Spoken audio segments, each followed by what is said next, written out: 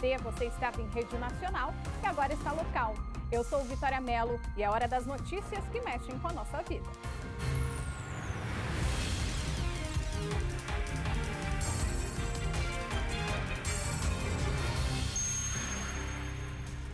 Investigação da família desaparecida tem mais uma reviravolta. Há indícios de que as 4 pessoas ainda procuradas, também estejam mortas. Maicon Leão. Essa versão ela ganha mais força, Vitória, a partir do momento em que a polícia encontra o 7º corpo. Ele estava no local que serviu de cativeiro para a mãe e para a irmã do Thiago. Hoje pela manhã o Corpo de Bombeiros fez buscas na chácara da família. A gente traz os detalhes daqui a pouquinho, viu? Mulher e criança de apenas 11 meses são atropeladas na calçada em São Sebastião. Mônica Vieira.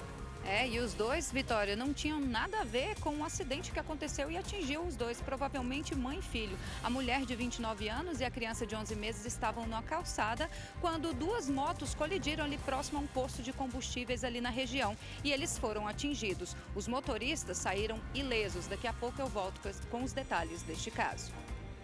Mais um caso de feminicídio é registrado no DF. Uma jovem de 20 anos foi morta pelo namorado com 2 tiros no rosto, isso lá em Ceilândia. O autor chegou a fugir do local, mas foi preso em flagrante pela Polícia Militar. Hoje é quinta-feira, 19 de janeiro. O nosso jornal já está no ar. A gente começa a edição de hoje atualizando as novidades sobre o desaparecimento de pelo menos 8 pessoas da mesma família. É o caso da cabeleireira Elisamar Silva. 4 pessoas ainda estão sendo procuradas, entre elas o marido e o sogro da empresária. Maicon Leão está ao vivo com a gente. Boa tarde, Maicon. O corpo de um homem foi encontrado ontem em Planaltina e o trabalho não parou até agora, né? Onde estão as buscas, onde essas buscas, estão concentradas hoje? Conta pra gente os detalhes.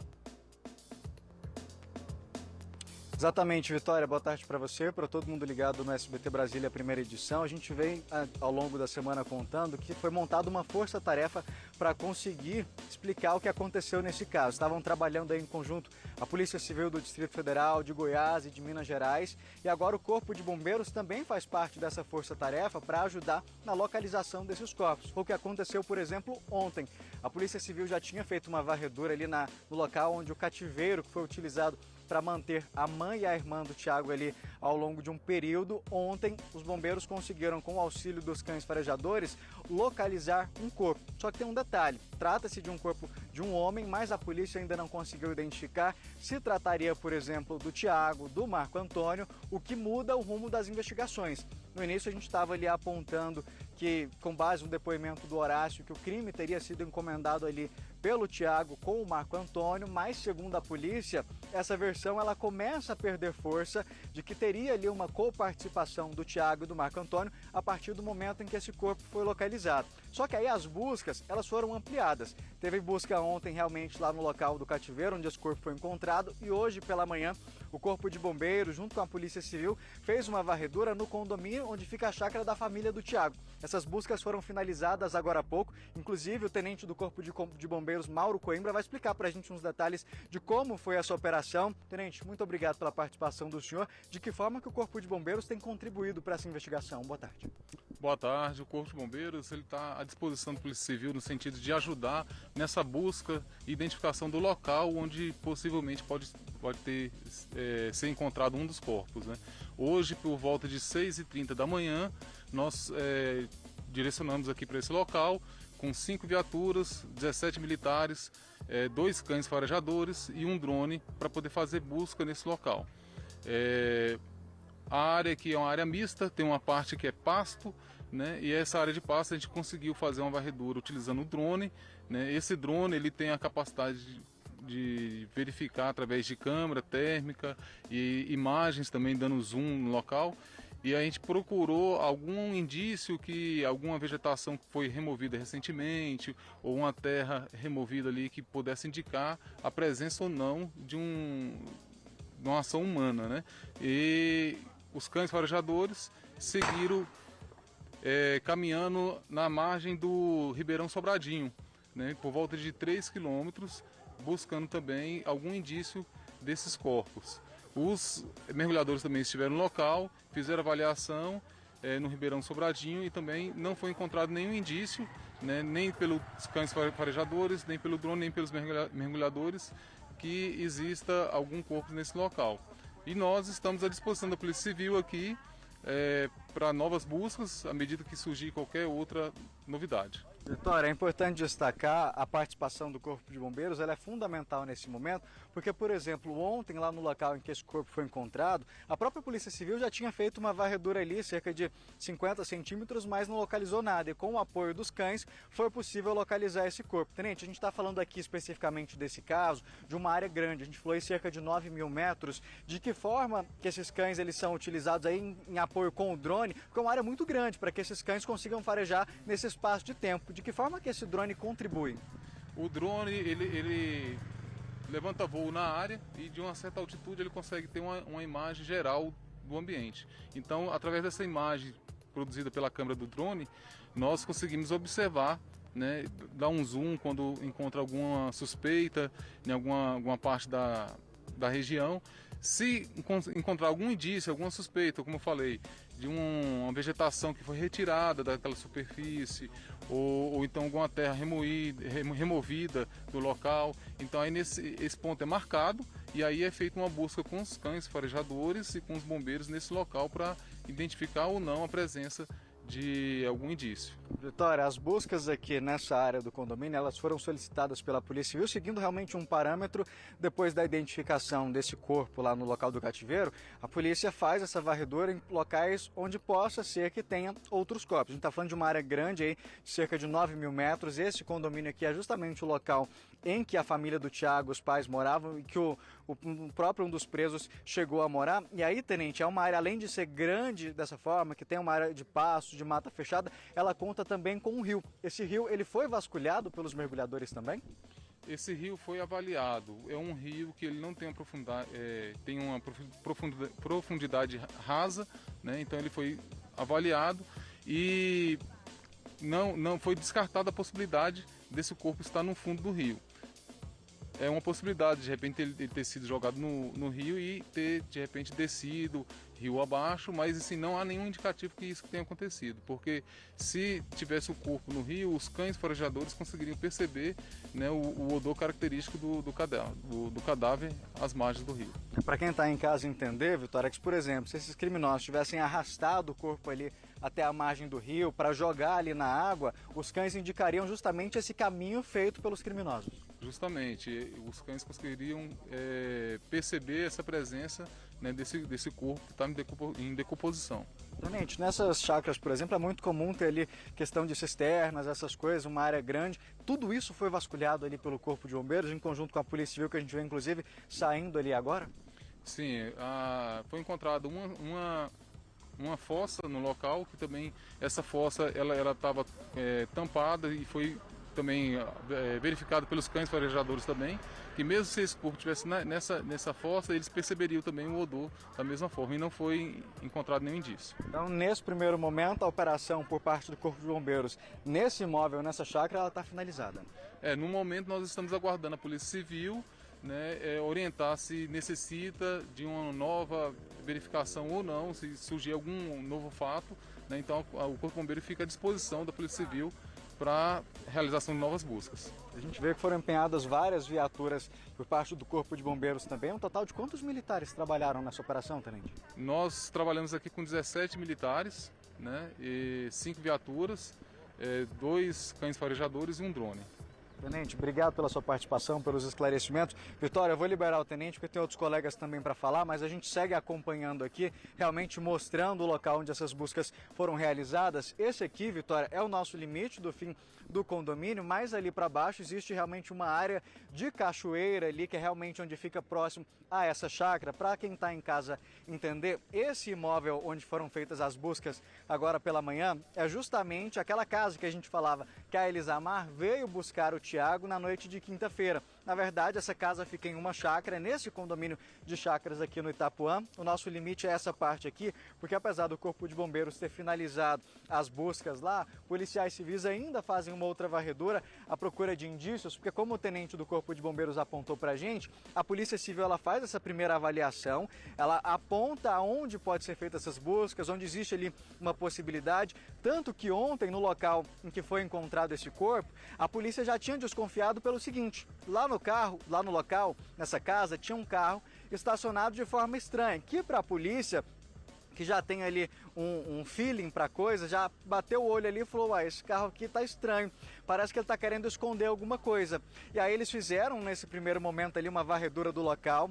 Segundo o Corpo de Bombeiros, teria até começado a escavar ali, chegaram a escavar cerca de 50 centímetros, mas não localizaram nada. E aí depois foi chamado aí o reforço por parte do Corpo de Bombeiros, que passou a integrar essa força-tarefa, e os cães, Vitória, os cães indicaram ali o local em que esse corpo estaria.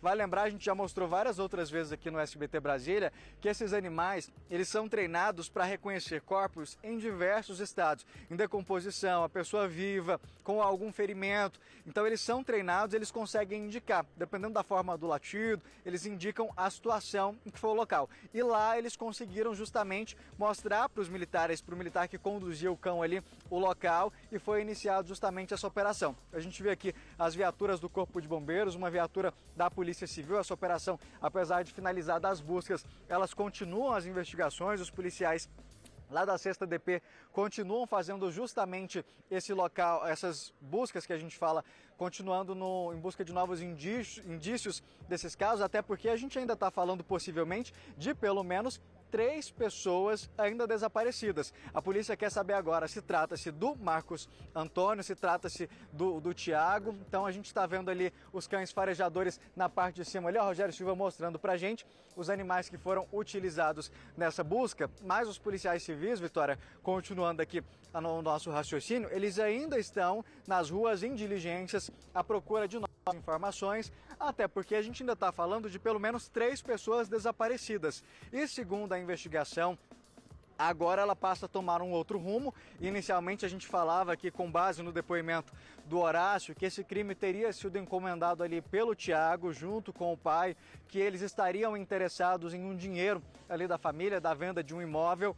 Mas essa tese, ela começa a perder força a partir do momento em que a pessoa que contrata, que seria ele o coautor, pode estar morta. Que a gente está falando aí de 10 pessoas desaparecidas e apenas 2 homens, e o corpo encontrado ontem era de um homem adulto. Ainda não se sabe quem é, se trata-se de Tiago ou do Marco Antônio. A polícia está investigando, vai ser necessário um exame de DNA, já que o corpo, Vitória, apesar de não estar em estado avançado de decomposição, ele estava esquartejado, sem os membros, sem a cabeça, impossibilitando ali a identificação imediata. Se trata-se de Tiago, se trata-se do Marco Antônio. Então, por isso, ainda não dá para precisar de quem é esse corpo, quem seria essa vítima. Mas trabalhando ali nesse recorte de 10 vítimas e apenas 2 homens adultos, a polícia começa a desacreditar em parte desse depoimento ali, justamente do Horácio, que fala nesse primeiro momento de que o Tiago teria contratado, que ele teria inclusive participado ali, colocado a mão na massa. A gente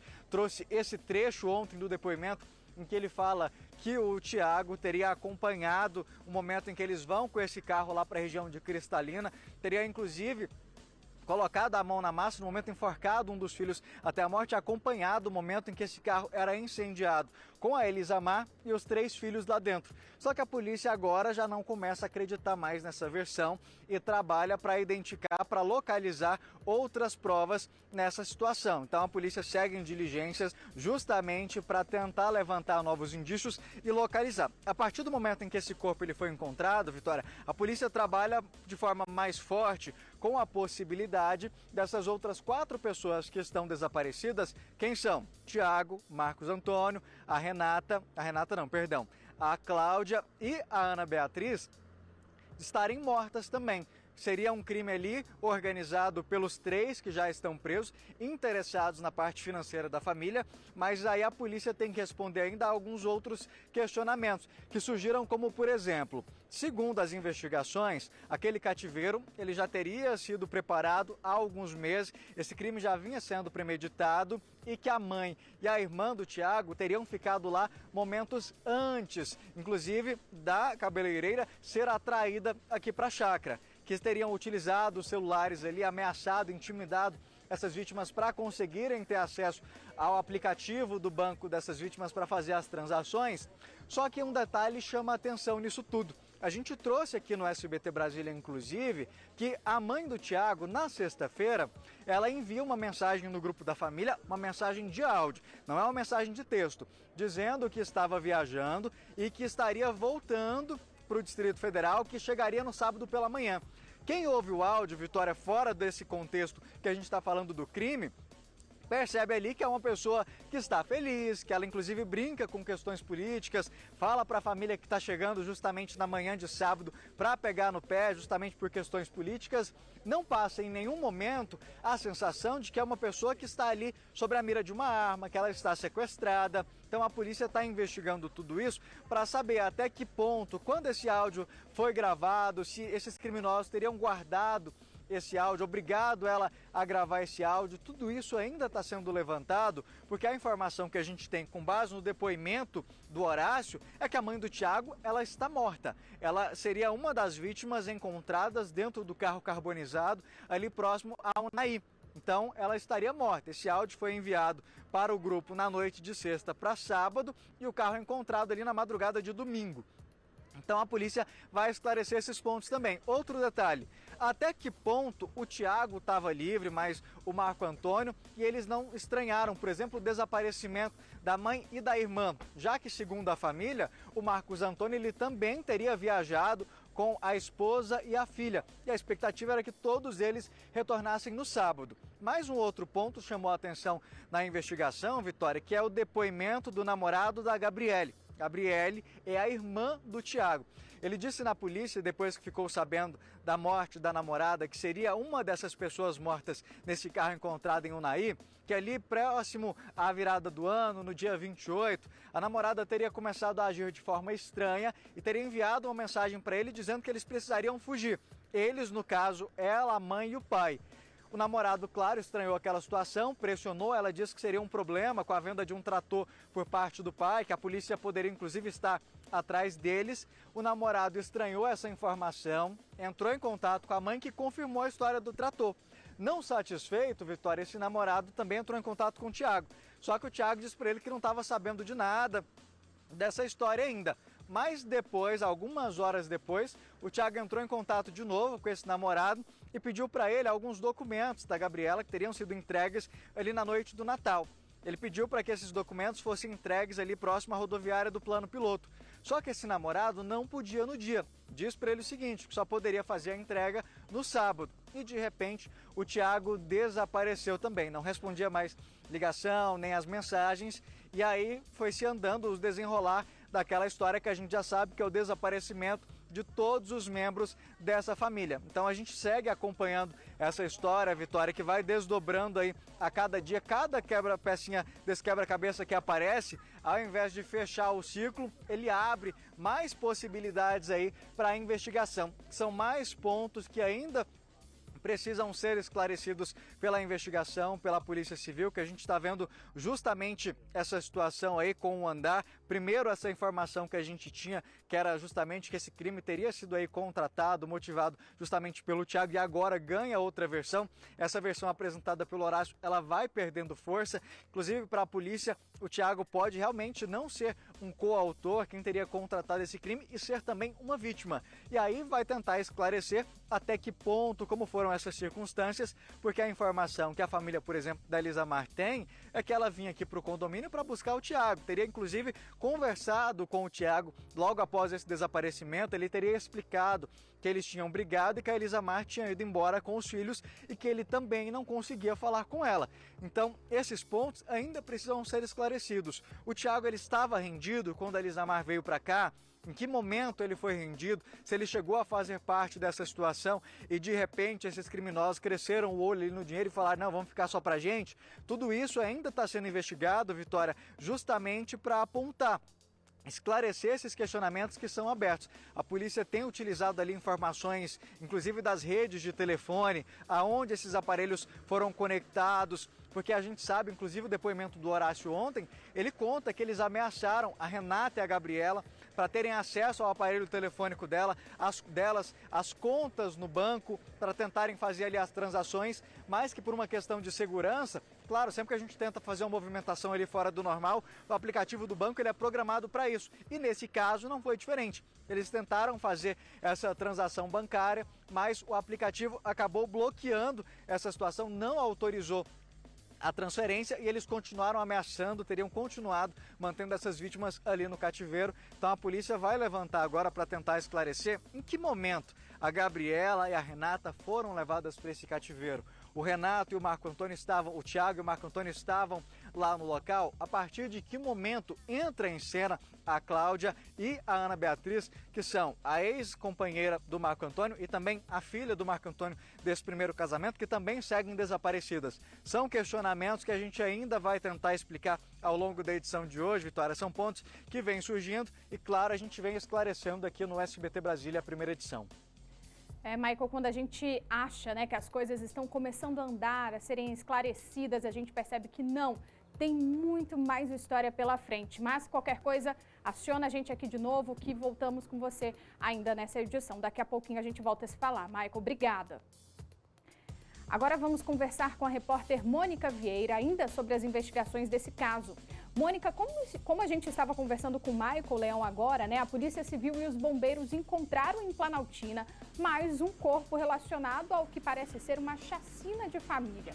A polícia está investigando a possibilidade de que tenham mais vítimas nesse caso. O que os envolvidos, né? O que os presos até agora já falaram para a polícia? Conta pra gente, por favor. Oi, Vitória. Boa tarde para você e para todos que nos acompanham. Isso mesmo, essa história, cada dia que passa, ela vem desenrolando e vem surpreendendo aí pelo desfecho que está caminhando. Nesse momento, ontem mesmo, a polícia conseguiu localizar em Planaltina um corpo de um homem que estava decapitado, enterrado ali no lote. Ainda não se sabe de quem se trata. Mas de anteontem para ontem, 3 pessoas já foram presas, suspeitas de estarem interligadas aí a essa chacina, que é o Gideon, que era um funcionário aí do Marco Antônio, que é o pai do Thiago, marido de Elisamar, o Horácio e um terceiro, que seria o Fabrício, que estava olhando aí, vigiando esse cativeiro, que possivelmente a Renata e a Gabriela, que era a mãe e a irmã do Thiago, estavam no local. O Horácio chegou a falar com a polícia em depoimento e esse depoimento foi gravado e foi repassado aí para a nossa equipe. Nós vamos acompanhar um pouquinho do que ele disse ao delegado. Fomos abordados pelo pessoal da chácara, lá, os moradores da chácara, o Marcos, juntamente com o Thiago, que participou posteriormente. Deram uma proposta financeira, no valor de R$100.000, e desde então arquitetaram todo, eu fui participando junto também, fui incluído junto também. Dos crimes que eu presenciei, primeiramente seguramos a Gabriela e a Renata por um período de tempo e posteriormente, e depois, em seguida, nós, com a intenção de executar imediato. Mas, como ela tinha valores na conta, nós pedimos a senha, mas o aplicativo não aceitou, não bloqueou. O aplicativo ligou de volta, por vários motivos, nós não fizemos nenhum tipo de saque desse valor, desse montante. Então, o Thiago convidou a sua esposa e de pronto nós fomos assim, seria um susto na esposa, para que ela não mexesse mais com a gente, ou não mexesse mais com o Thiago, desculpa. Não mexesse mais com ele, porque o casamento dele já tinha desgastado e eu não queria mais saber dela. Aí no meio dessa discussão, o susto eles infartou, e então, infelizmente, partimos para a execução Eu era criança, não tinha nada a ver com a história. E acabamos fazendo essa loucura. Fizemos essa loucura com a participação do próprio Thiago. Em momento algum eles pediram para parar. Fomos em frente. Desculpa. E falei assim, não tem mais jeito, não tem mais volta. Tudo já está feito, todo erro já foi cometido. Horácio, eu entendo que é uma situação que está te angustiando, né? Eu não consigo dormir há muito tempo. Desde então eu não consigo mais dormir. Eu imagino, mas assim, é uma oportunidade até de, na sua própria consciência, você conseguir, né, às vezes, ter uma noite de sono aí melhor, né? Eu não consigo dormir. Eu sinto, eu ouço as crianças brincando, porque eles brincavam na chácara. A gente se divertia muito. E, infelizmente, de uma tragédia tamanha que trouxe uma tragédia maior, que foi o crime das crianças. Perdão. Tu quer uma água, se quer alguma coisa? Por favor, um pouco de... Vou pegar pra você.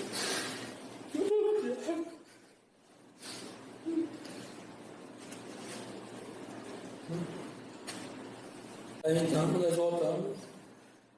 Então, eu já um trecho, espaço, no estrada atrás de um posto de gasolina, não sei por onde, nós acabamos deixando o Thiago e vimos embora. Essa foi a primeira situação envolvendo a esposa e os filhos do Thiago. Os filhos do Thiago. É isso? Aí na segunda situação, fomos lá no cárcere privado, onde a Gabriela estava, a Renata, levamos, aí o Marcos, que foi com a Renata.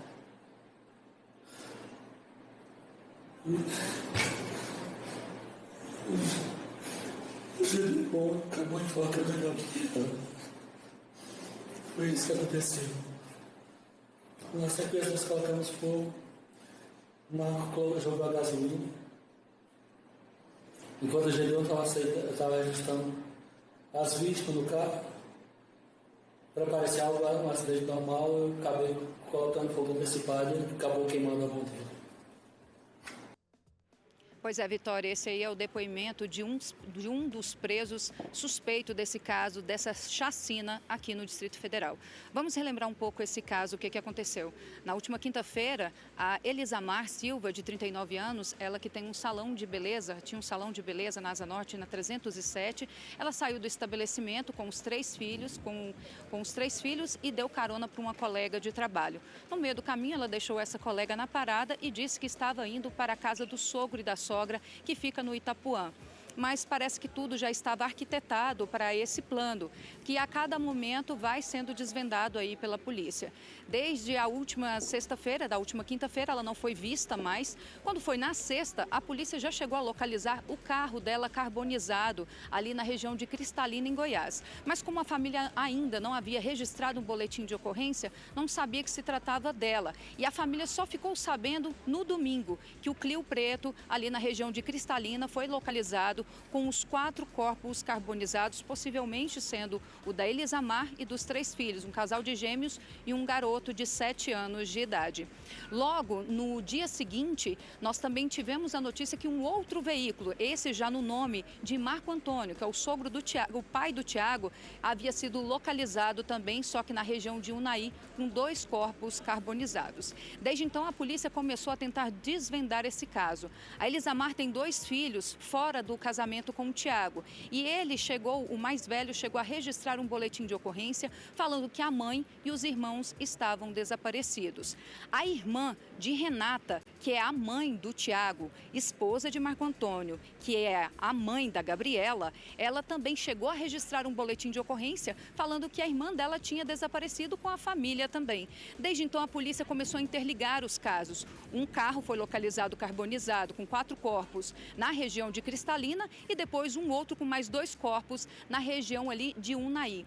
E desde então a polícia vem observando, né, deixando aí, pegando as pistas para poder localizar os suspeitos e desvendar esse mistério. Desde então chegou aí a Gideon, que chegou a falar para a polícia que o Marco Antônio e o Tiago, o pai e o filho, estariam interessados aí no imóvel da família avaliado no valor de R$400 mil e queriam embolsar esse valor. Para isso, teria encomendado a morte de todos eles. A dupla receberia cerca de R$100 mil.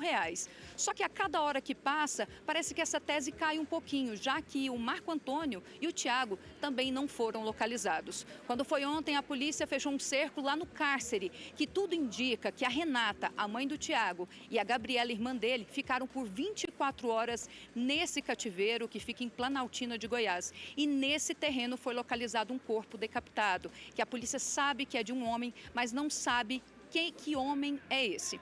Os corpos localizados dentro do veículo, que já foi confirmado que o carro é o Clio da Elisamar Silva, foram encaminhados para o IML de Goiânia, vão passar aí por uma perícia. Essa perícia é um pouco mais demorada, no geral, no normal, se o corpo não estivesse tão em decomposição do jeito que foi, ou que tentaram destruir a matéria por completo, em 10 dias estaria pronto. Mas nesse caso específico, o Instituto Forense vai precisar trabalhar para ver a questão do tamanho dos ossos, a arcada dentária, para descobrir quem são essas pessoas, os corpos de quem estavam realmente dentro daquele veículo. No entanto, a polícia segue investigando esse caso. Ontem, mais um suspeito foi preso, o nome dele é Fabrício. Ele teria sido contratado para vigiar aí o cativeiro, onde supostamente a Renata e a Gabriela ficaram ali por 24 horas. De acordo aí com o depoimento do Horácio, que nós acabamos de ouvir, a Elisamar chegou a infartar, porque o Tiago teria feito uma brincadeira dentro do carro, vendado essa mulher, e ela infartou e as crianças entraram em desespero. E em outra parte do depoimento ele diz que ele chegou a estrangular as crianças. Mas isso ainda é um mistério. A polícia ainda tenta localizar esses 2 homens que supostamente teriam encomendado o crime da família para ficar aí com esse dinheiro. Agora, a polícia segue investigando para tentar localizá-los com vida ou não. De preferência com vida, para tentar esclarecer tudo isso. Porque, por enquanto, o que nós temos até o momento são os depoimentos aí dos 3 suspeitos até agora. Vitória, eu volto com você. É isso que falaram, né, Mônica? Que parece que só o Horácio que acabou contando à polícia a versão dele dos fatos, mas que está caindo por terra aí, de acordo com o delegado. Vamos continuar nesse assunto. Obrigada, Mônica. Bom, vamos acionar mais uma vez o repórter Michael Leão, que está no local onde as buscas estão concentradas na região do Paranoá. Michael, eu quero saber agora como que está a movimentação por aí, os bombeiros encontraram alguma coisa, agora no período da tarde, né? Como que vai ser esse trabalho? Oi, Vitória, a gente volta agora a falar ao vivo, direto aqui do local onde essas buscas foram concentradas agora pela manhã. Esse condomínio em que nós estamos agora, um condomínio de chácaras, fica bem aqui próximo ao Itapuã, é justamente o local em que a família do Tiago morava, a casa para onde essa cabeleireira veio para buscar o marido. O movimento agora está bem parado, a gente tem só aquela viatura do Corpo de Bombeiros ali e outras aqui, mas essa operação ela já foi finalizada, Vitória. Ela começou por volta das 6h30 da manhã, esses militares vieram para cá junto com os agentes ali da 6ª DP, iniciaram essa força-tarefa para fazer a varredura. A gente está falando de uma área de cerca de 9.000 metros, que tem área de pasto, que é uma área mais fácil de você olhar, mas tem também uma parte mais fechada, de mata. É uma propriedade que tem também onde passa um ribeirão ali, inclusive com uma parte de cachoeira, então é uma área mais complicada. E aí foi montada essa força-tarefa pelo Corpo de Bombeiros, que utilizaram ali de algumas estratégias, como por exemplo um drone, vamos chamar até de super drone, Vitória,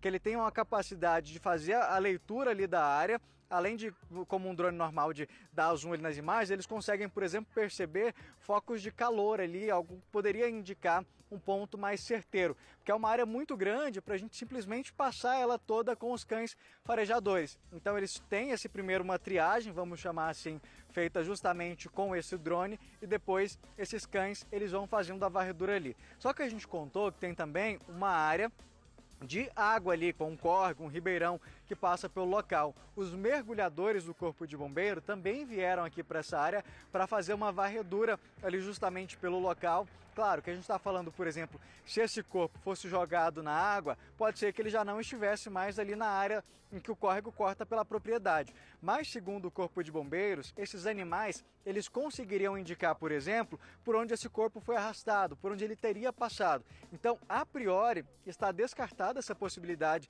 de que esse corpo tenha sido jogado na água, porque os cães conseguiriam identificar nesse primeiro momento. Mas claro que a Polícia Civil não descarta nenhuma possibilidade nesse ponto da investigação, até porque a cada momento vão surgindo ali novos elementos que ampliam ainda mais essa investigação. A gente tinha aí primeiro o depoimento do Horácio, que jogava boa parte da culpa desse crime nas costas ali do Marco Antônio e também do Tiago, mas com a situação aí, por exemplo, o corpo ontem encontrado no local que servia de cativeiro, essa história começa a cair por terra. Para quem está chegando agora, ontem à tarde foi encontrado o 7º corpo dessa história. Trata-se de um corpo de um homem, não é possível precisar ainda, por exemplo, se seria o Tiago ou o Marco Antônio. Por quê, Vitória? Esse corpo, ele estava esquartejado, sem os membros e também sem a cabeça, apenas o tronco. Mas o Corpo de Bombeiros conseguiu precisar que ali era um homem. Então agora vai ser necessário o exame do corpo de DNA feito pelo Instituto Médico Legal no corpo para poder precisar se seria o Marco Antônio, se seria o Tiago. Então tudo isso vai ser utilizado nessa investigação. A gente tem uma entrevista com o Corpo de Bombeiros ontem lá no local, explicando justamente a dinâmica, porque a Polícia Civil já tinha feito uma primeira varredura ali, inclusive escavado, mas não tinha encontrado. Só que os cães do Corpo de Bombeiros indicaram o local certinho. Vamos ver. O Corpo de Bombeiros, em primeiro momento, empregou 2 cães de busca com 5 militares, uma viatura.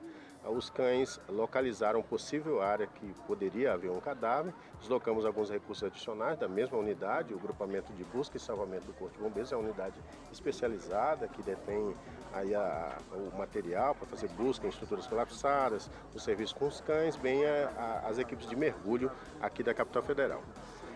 De posse dessa informação, iniciamos as escavações e com a profundidade de cerca de 30, de 50 centímetros foi localizado um corpo. Uma cova rasa. Uma cova rasa. Porém bem ampla para poder comportar aquele corpo. E o Corpo de Bombeiros localizou, fez o trabalho ali de preparo para o Instituto de Criminalística, para outras ações da Polícia Civil, que inclusive estão acontecendo agora nesse momento. O Instituto de Criminalística da Polícia Civil já chegou, estão fazendo a perícia local e o Corpo de Bombeiros permanece aqui no local após esse trabalho para poder retirar de uma vez o corpo fora encontrado. Ele apresenta algumas marcas de violência, mas esse trabalho, essas informações, a Polícia Civil vai estar detalhando para os senhores em momento oportuno. Ele apresenta um início ali de estado de decomposição, odor fétido característico aí de um cadáver em decomposição. Foi possível fazer o reconhecimento de quem seria essa pessoa? Não, foi detectado que é uma pessoa do sexo masculino, né? Uma pessoa do sexo masculino, mas no entanto essas informações, haja visto que há a possibilidade de haverem mais vítimas ainda dessa chacina. Idade aproximada tem? Não temos a idade aproximada, adulto ou masculino. De acordo com a solicitação da Polícia Civil, o Corpo de Bombeiros, em apoio a esse órgão, possivelmente irá continuar os trabalhos de busca em outra localidade, em alguma outra região, haja vista a probabilidade de haverem mais corpos aí, não sendo possível quantitar a quantidade de pessoas atingidas aí por essa chacina. Como a gente viu aí, o Tenente Marcelo Abreu do Corpo de Bombeiros explicando para a gente essa dinâmica de como foi localizado esse corpo ontem nessa casa, para quem está em casa entender, essa casa teria sido o imóvel onde a Renata e a Gabriela, que são a mãe e a irmã do Tiago, teriam ficado lá como reféns. Elas teriam sido torturadas, ameaçadas psicologicamente para passarem as senhas dos celulares, dos aplicativos bancários, e a descoberta desse corpo traz um novo rumo para as investigações, que inicialmente era tratada como ali os principais suspeitos de serem os mandantes desse caso, o Tiago e o pai dele, só que agora começa a ganhar outros rumos essa investigação. Vitória, nossa produção conseguiu falar agora há pouco com uma das irmãs da Renata. Ela disse que a família, claro, está muito abalada com essa situação, orando muito e torcendo para que tudo seja esclarecido quanto antes e que esses responsáveis sejam punidos. E é justamente esse trabalho que a Polícia Civil tem feito, tentando seguir aí novas pistas. Ontem o delegado Ricardo Viana, responsável lá pela 6ª DP, delegado-chefe, disse o seguinte, ele foi bem enfático: a gente tem a versão do Horácio, que é um dos presos, mas a gente, claro, tem que ser responsável e não confiar 100% nesse depoimento. A gente tem que ir para a rua para checar, procurar outras provas, outros elementos, e a localização desse corpo já derruba parte desse depoimento, já joga por terra parte dessa versão. Inclusive a gente tem um trechinho também do outro delegado que acompanhou ontem o momento da escavação e a localização desse corpo. Rodou. Há marcas de violência, a decapitação, houve aparentemente esquartejamento do corpo. A perícia ainda vai comprovar efetivamente o que foi feito, mas há sim marcas de violência, a cabeça inclusive enquanto separada do corpo dele, e a perícia continua fazendo seu trabalho ali no local. Tinha suspeita de que havia mais um corpo enterrado, mas aparentemente foi descartado. Há apenas um corpo no local. Pode ter ligação com esse caso da Elisa Marques? Tudo indica que sim. Quase 100% de certeza que sim, mas a gente só vai precisar poder confirmar quando identificar a vítima, a qual ainda não foi feita em razão do estado de decomposição do corpo. Esse corpo estava esquartejado, cortado? Estava cortado em várias partes, inclusive a cabeça separada do tronco, e até por isso também, e pelo estado de decomposição, a gente não consegue identificar ainda, mas é do sexo masculino, podendo ser de alguns dos desaparecidos, né? Dentre eles o Marcos ou o Tiago, o que vai ser confirmado posteriormente. Exatamente, Vitória, a gente disse aí, não pode precisar, mas como o próprio delegado disse, tudo indica que sejam realmente vítimas dessa tragédia, desse caso que a gente está acompanhando aí, no total de 10 pessoas desaparecidas dessa mesma família. Ainda seguem desaparecidos, isso com base no depoimento do Horácio, o Tiago, o pai dele, a Cláudia, que é a ex-mulher do pai do Tiago, do Marco Antônio, e a outra filha do Marco Antônio, uma meia-irmã aí do Tiago. Esse corpo encontrado pode ser do Tiago e também do Marco Antônio, mas apenas esse exame de DNA vai poder comprovar quem realmente é essa pessoa. A gente segue acompanhando, Vitória, e eu volto em breve trazendo mais informações. Sim, Michael, obrigada, viu? Já já a gente volta com todos os detalhes, outros detalhes, novidades sobre esse caso tenebroso. Porque agora a gente vai falar sobre outras notícias locais. É porque tem um novo golpe circulando aqui no DF. O IGES-DF, o Instituto de Gestão Estratégica, emitiu um alerta de que tem gente usando o nome do hospital de base para enganar a população, se aproveitando do desespero das famílias. É que famílias de pacientes que estão na UTI do base têm denunciado que golpistas entraram em contato, olha só, pedindo dinheiro para a realização de exames ou outros procedimentos que não seriam oferecidos pelo SUS. O repórter Guilherme Glória tem mais informações. Guilherme, boa tarde. Como esses golpistas estavam agindo e dá detalhes também para a gente do que fazer nesse tipo de situação. Boa tarde, Vicky. Boa tarde a todos que estão acompanhando. É muito importante ficar atento a todas as questões que envolvem essas ligações, sabe, Vitória? Porque as pessoas que estão ligando, elas têm informações privilegiadas dos pacientes. De acordo com o que o IGES informou ontem, 5 famílias de pacientes receberam essas ligações e, como eu falei, tudo quanto era informação do paciente, onde é que estava, qual era o tipo de procedimento que ia fazer, como estava o estado de saúde, todas essas informações, essas pessoas, os golpistas, eles tinham. Então, quando eles ligaram para as famílias informando que precisavam fazer alguns procedimentos que não eram custeados pelo SUS, logo de cara surge aquela dúvida, o pessoal acha estranho, mas pela quantidade de informações, até mesmo sabendo qual o momento de visita, como está o estado, se o familiar tinha acabado de sair de lá da visita, eles tinham esses dados. Então as pessoas, elas vão tendo aí um pouco mais de confiança. Só que o IGES-DF já informou que não faz nenhum tipo de contato com as famílias. Então quem receber algum tipo de ligação assim, tem mesmo é que procurar a Polícia Civil e denunciar, porque é uma tentativa de golpe. A família da Maria que está aqui com a gente, eu quero inclusive agradecer, Maria, pela sua participação aqui, porque a Maria sabe da importância de denunciar e de alertar outras pessoas, porque a família dela foi vítima desse golpe. Ligaram para a Maria dizendo que o filho dela, que está internado no hospital de base, estava precisando de alguns procedimentos que não são cobertos pelo SUS. E inicialmente eles cobraram R$550 para esses procedimentos. E eles fazem o terror, né, Maria? Porque eles disseram que ele só tinha 16% de chance de sobreviver se não fizesse esse exame. Conta pra gente. Aí me ligaram, como eu não sei mexer no celular, negócio de Pix, essas coisas, no meu celular não tem.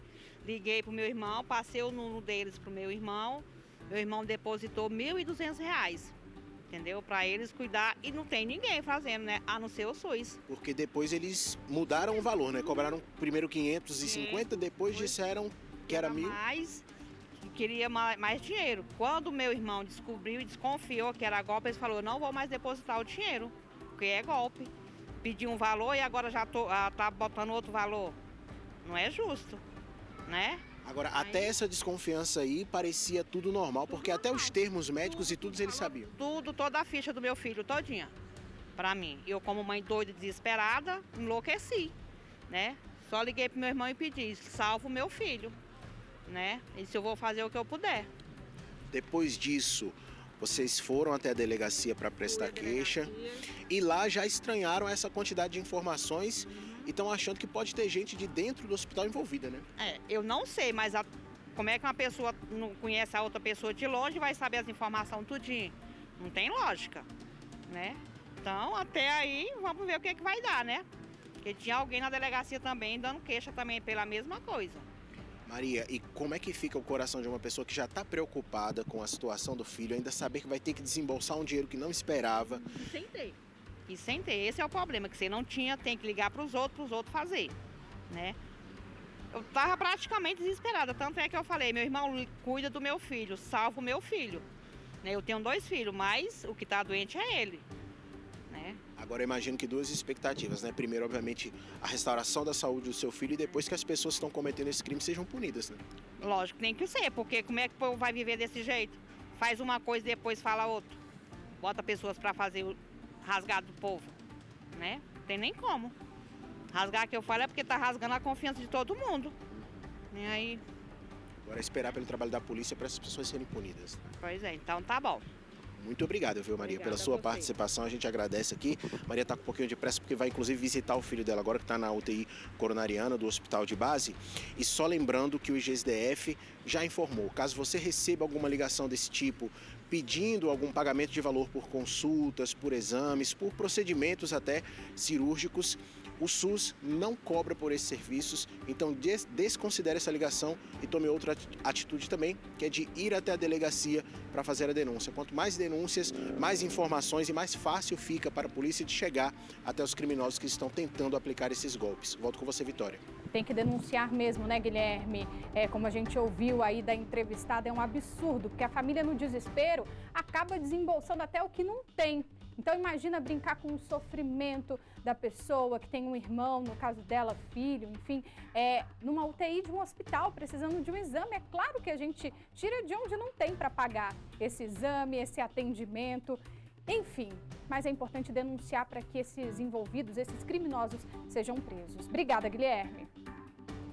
E a exigência da prova de vida pelo IPREV voltou a ser obrigatória aqui no DF. O repórter Bruno Silveira conta pra gente como isso vai funcionar.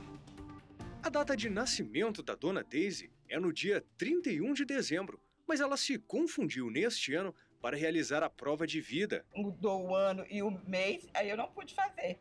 Aí eu fiquei com medo que dizem, né, que corta o salário da gente, aí eu vim aqui no IPREV para resolver. Os servidores vinculados ao Distrito Federal precisam comprovar que estão vivos para receber o pagamento do benefício.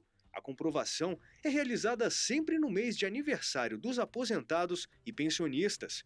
Quem não passa pelo procedimento é notificado e tem 30 dias para regularizar a situação ou o pagamento é suspenso. De março de 2020 até o final de 2021, a prova de vida foi suspensa pelo Instituto de Previdência dos Servidores do Distrito Federal, o IPREV, para evitar aglomerações dos beneficiários durante a pandemia.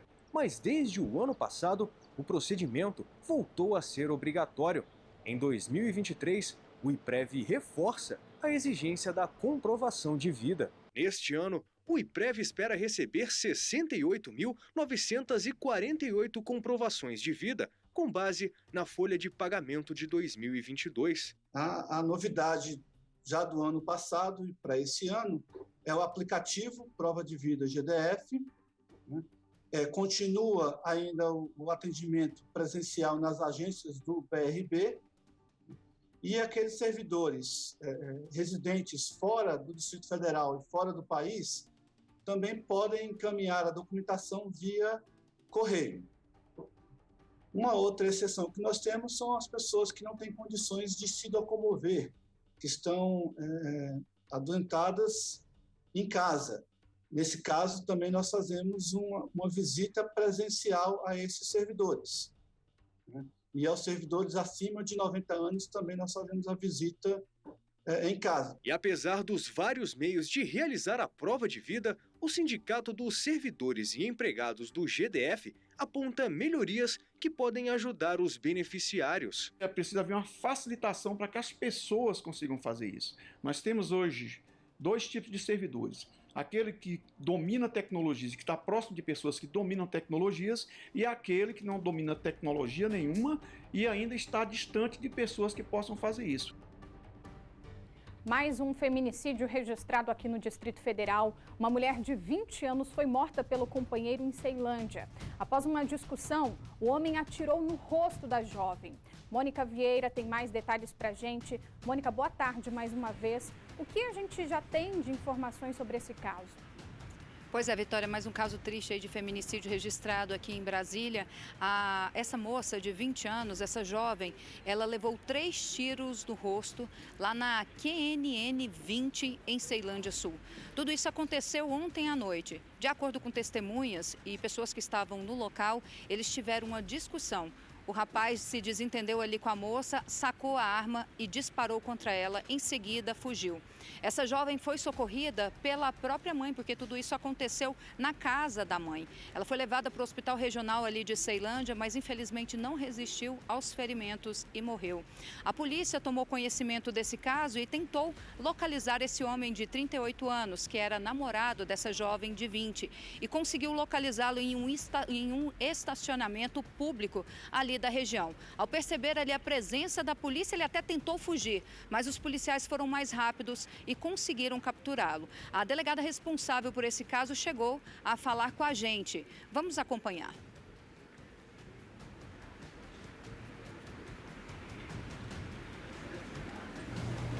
Na noite de ontem, no dia 18 de janeiro de 2023, a Delegacia da Mulher da Ceilândia registrou mais um caso de feminicídio, em que a vítima, uma mulher de 20 anos de idade, foi assassinada pelo namorado, um homem de 38 anos, com pelo menos 3 disparos de arma de fogo. O fato ocorreu no interior da residência da genitora da vítima, que ferida foi socorrida por um vizinho, que ouviu os pedidos de socorro e os disparos efetuados pelo agressor. A vítima chegou a ser socorrida pelo Corpo de Bombeiros e foi levada ao hospital, mas não resistiu aos ferimentos, vindo a óbito logo em seguida. O autor evadiu-se do local, mas foi capturado logo em seguida por policiais militares, que o apresentou na sede da DEAN, onde foi autuado em flagrante pelo crime de feminicídio, cuja pena pode chegar a 30 anos de reclusão. A arma do crime, todavia, não foi encontrada com o agressor. O preso deverá passar por audiência de custódia e poderá ter a prisão em flagrante convertida em preventiva pelo juiz da custódia. Vale lembrar, Vitória, que esse ano começou bem difícil em relação às mulheres, a esses relacionamentos, porque só em Ceilândia eu fiz já 3 casos, já fui acompanhar 3 casos de feminicídio. Um ocorreu às vésperas mesmo, a véspera da virada do ano ali, 15 para meia-noite, que a Fernanda, ela morreu vítima aí das agressões do companheiro. Logo na segunda-feira, no dia 2, uma outra mulher também foi assassinada pelo companheiro. E hoje a gente fala desse caso dessa jovem de 20 anos, fora ontem, que teve uma outra mulher que foi assassinada, mas já não foi nessa região de Ceilândia, foi na região do Parkway. Uma triste realidade, né? Vamos torcer para que isso mude daqui para frente, porque parece que cada vez está ficando pior esse sentimento de posse que o homem tem pela mulher, essas discussões e essa questão de querer matar para não ver ela com outro. Isso precisa acabar. Precisa acabar. Disse tudo, Mônica, disse tudo, porque é um absurdo mesmo, né? 2 jovens, uma vida pela frente, a menina de 20 anos, o autor, se eu não me engano, tem 38 anos. Então, assim, para que fazer isso? Para a pessoa nunca mais ser de outra pessoa, de outro alguém? Isso não existe, não existe. As pessoas precisam mesmo ter consciência, né? Que não se faz isso, não se faz isso. Obrigada, Mônica, pelas informações. Vamos falar agora sobre os ataques do domingo, né? O ataque terrorista do domingo 8 de janeiro. O ministro Alexandre de Moraes manteve as prisões de 140 pessoas suspeitas de envolvimento nos ataques contra sedes dos 3 poderes. E ontem, quarta-feira, policiais federais tentaram ouvir o ex-secretário de Segurança Pública aqui do Distrito Federal, preso desde o último sábado. Mas Anderson Torres preferiu permanecer calado.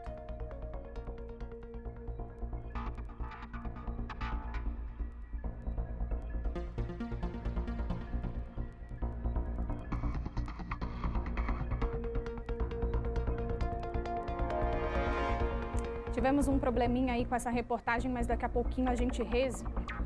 Bom, mensagens em código, né, trocadas por grupos antidemocráticos nos dias que antecederam as invasões aqui em Brasília podem ajudar nas investigações. A Polícia Federal também se debruça em conteúdos publicados nas redes sociais.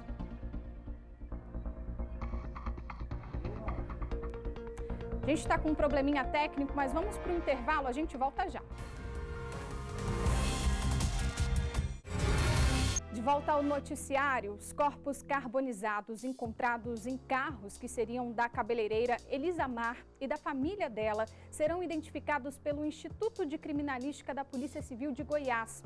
Michael Leão tem mais informações pra gente. Agora eu quero saber, Michael, se existe um prazo, né, para esse resultado sair. É com você. Oi, Vitória. A expectativa é que inicialmente ali para identificar aqueles parâmetros, por exemplo, de se os corpos realmente são de crianças, seja aí entre uma semana e meia, eles consigam já apontar essa situação. Mas é necessário ali a coleta de material genético das pessoas mais próximas.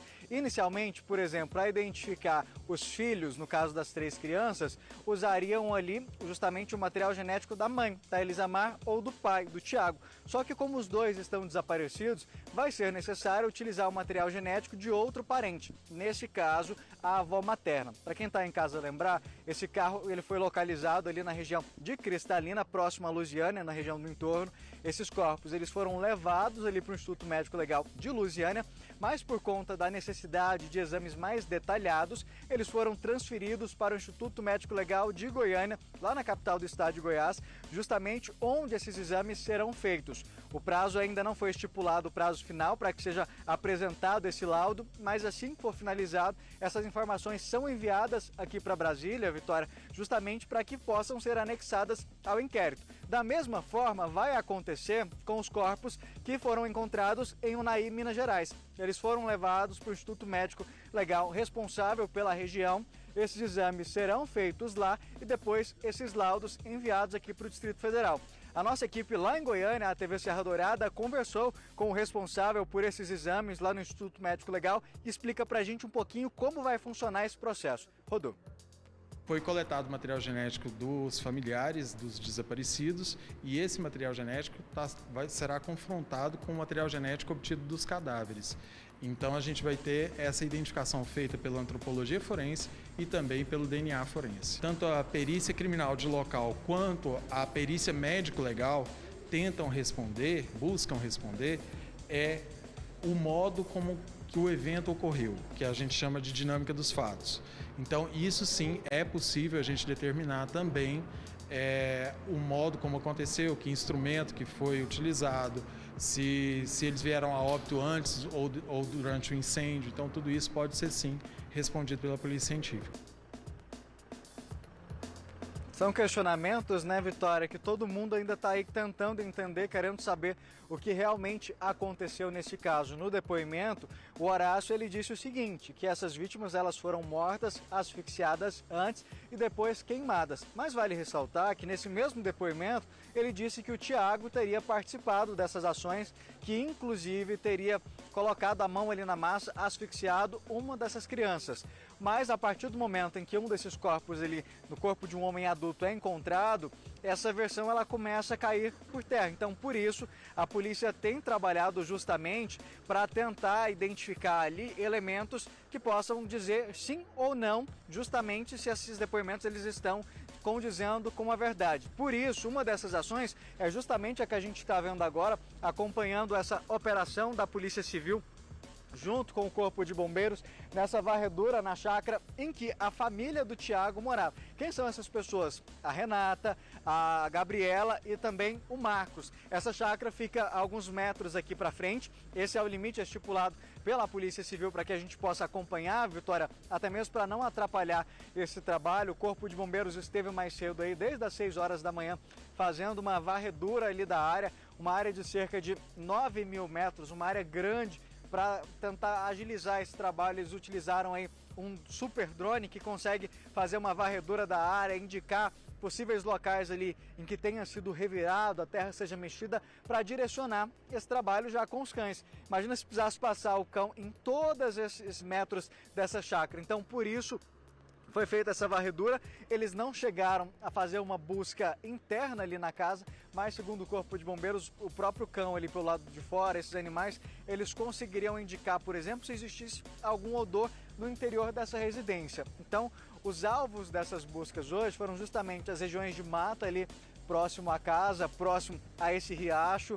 Os mergulhadores do Corpo de Bombeiros, Vitória, eles chegaram a fazer uma varredura interna ali dentro da água, mergulharam mesmo para fazer buscas por dentro desse ribeirão, mas nessa área ali, justamente da propriedade, não foi localizado nada.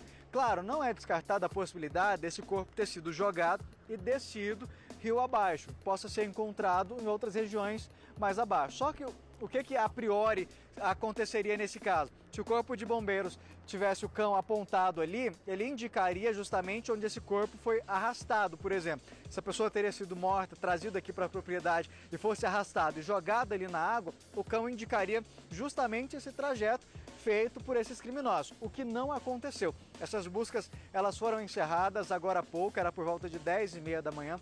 Esses militares estão aqui desde que o dia amanheceu fazendo essa varredura, mas não foi localizado nada. Só que a gente ainda percebe a presença da Polícia Civil, aqui uma viatura da 6ª DP, Rogério Silva mostrando pra gente, com agentes que vão e voltam a todo momento dessa propriedade. Eles continuam fazendo essa varredura e aí agora o Corpo de Bombeiros aguarda a indicação de um novo local que a Polícia Civil, por exemplo, suspeite para que seja feita essa varredura detalhada, assim como aconteceu ontem lá no cativeiro. A Polícia Civil já tinha feito uma varredura lá no local, inclusive escavado uma parte, só que eles não tinham localizado esse corpo.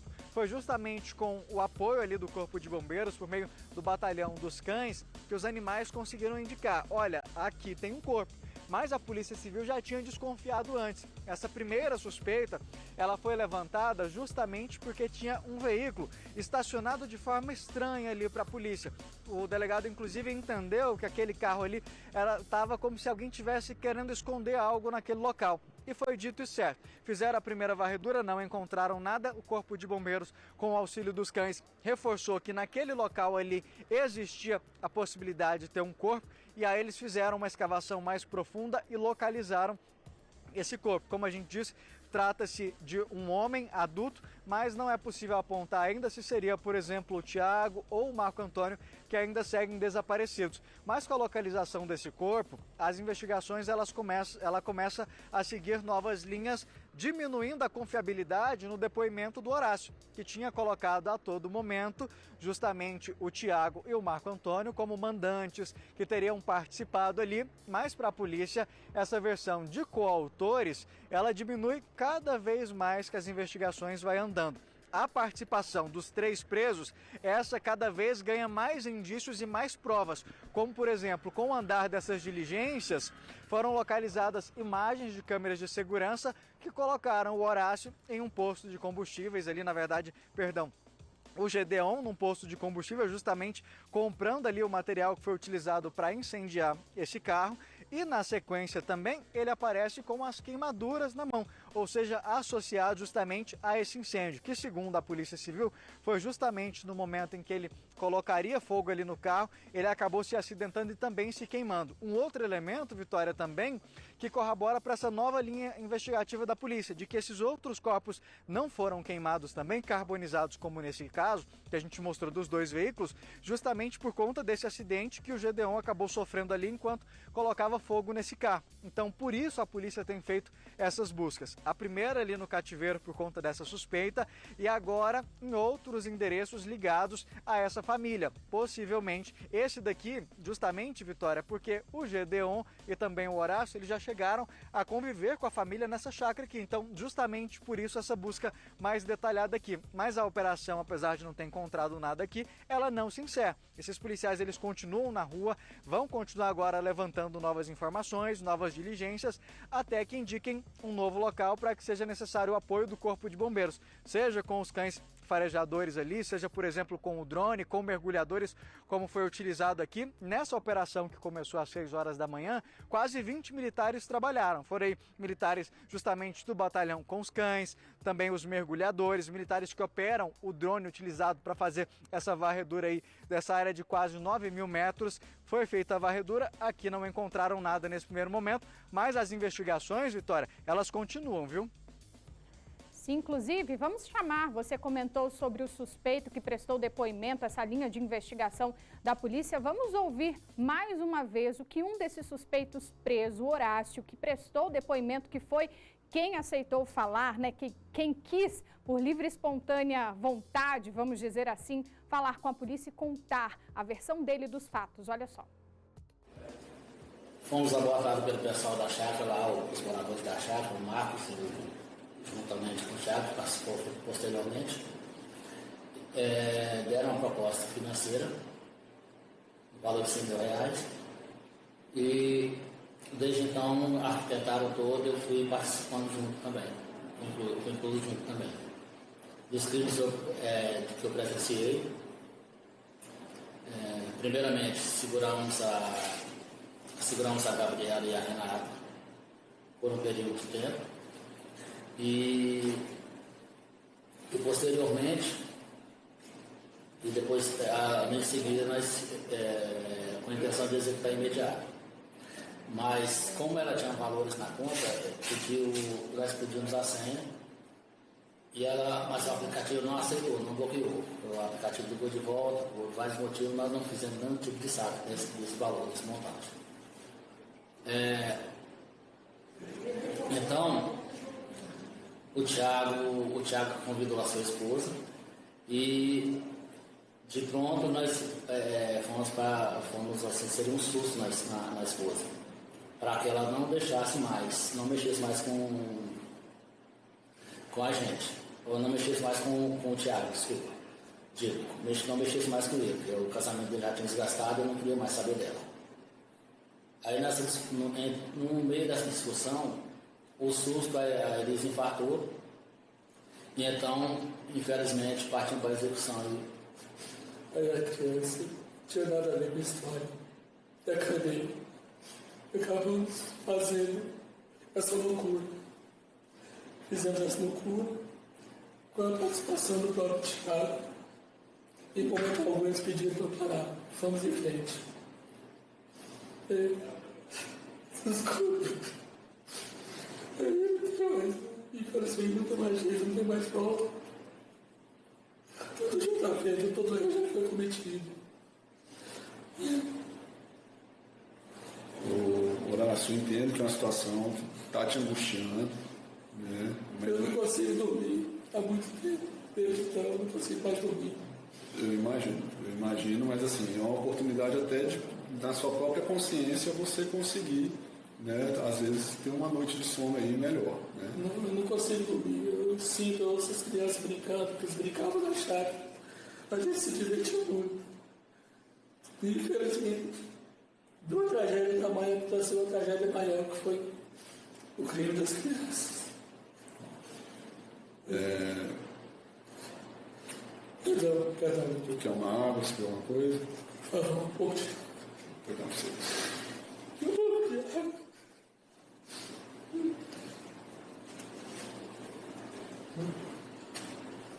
Aí então, nós voltamos. Então eu já um trecho, espaço, uma estrada atrás de um posto de gasolina, não sei por onde, nós acabamos deixando o Thiago e vimos embora. Essa foi a primeira situação envolvendo a esposa e os filhos do Thiago. Os filhos do Thiago. É isso? Aí na segunda situação, fomos lá no cárcere privado, onde a Gabriela estava, a Renata, levamos,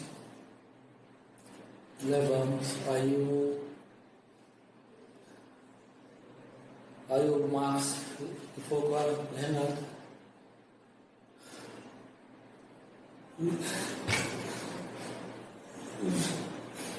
o Jericó acabou em foca da Gabriela. Foi isso que aconteceu.